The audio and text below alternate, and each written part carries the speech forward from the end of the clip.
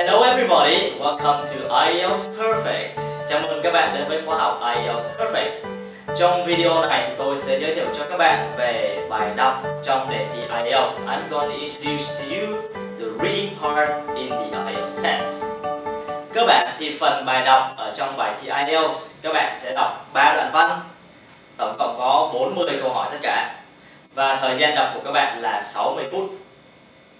Về dạng thức câu hỏi thì trong phần bài đọc của IELTS chúng ta có rất nhiều loại câu hỏi khác nhau. Ví dụ như là multiple choice, câu hỏi 4 lựa chọn ABCD này.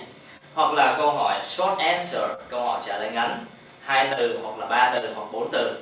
Rồi chúng ta có dạng câu sentence completion, tức là những cái phần mà điền khuyết vào ô trống, hoàn thành câu. Dạng câu hỏi tiếp theo đó chính là table completion, bạn điền vào một cái bảng thông tin. Ngoài ra chúng ta còn những dạng câu hỏi khác như flowchart completion, tức là bạn có một cái biểu đồ, một cái sơ đồ, nhiệm vụ của bạn là hoàn tất nó.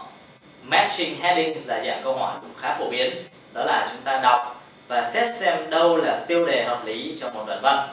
Thì đó là những dạng câu hỏi cơ bản trong bài thi IELTS.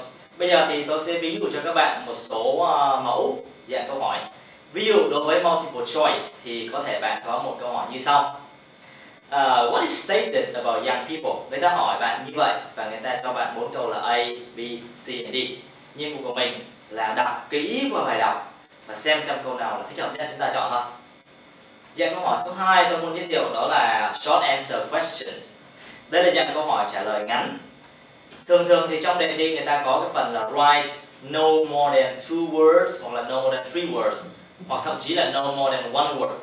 Tức là bạn không được phép viết quá 2 từ hoặc 3 từ hoặc là đôi khi chỉ có 1 từ hoặc là một con số or number. Ví dụ người ta cho bạn 2 câu như vậy, according to the research paper rồi gì đó is not supported, thì bạn cần phải đọc kỹ qua và xem coi là điền từ nào vào đây hợp lý. Câu 2 cũng tương tự như vậy. Và dạng câu hỏi thứ ba mà tôi muốn giới thiệu đối với các bạn là dạng câu hỏi matching the headings, tức là bạn ghép những cái tiêu đề đối với từng đoạn văn. Thì đối với dạng câu hỏi này, người ta sẽ cho các bạn một list những cái tiêu đề, một list những cái heading khoảng 5-6 cái cho đến 7-8 cái chẳng hạn, tùy theo số lượng đoạn văn. Và nhiệm vụ của các bạn là đọc hết tất cả những đoạn văn đó và xem coi tiêu đề nào phù hợp với đoạn văn nào. Tiêu đề thì nó sẽ liên quan đến phần là ý chính của đoạn văn, đúng không? Thì trong toàn bộ khóa học đọc này thì chúng ta sẽ lần lượt tìm hiểu tất cả những dạng câu hỏi đó cùng với những nội dung bài đọc khá phong phú. Và tôi tin rằng sau khi bạn học xong khóa học đọc này, kỹ năng của bạn sẽ thực sự tiến bộ.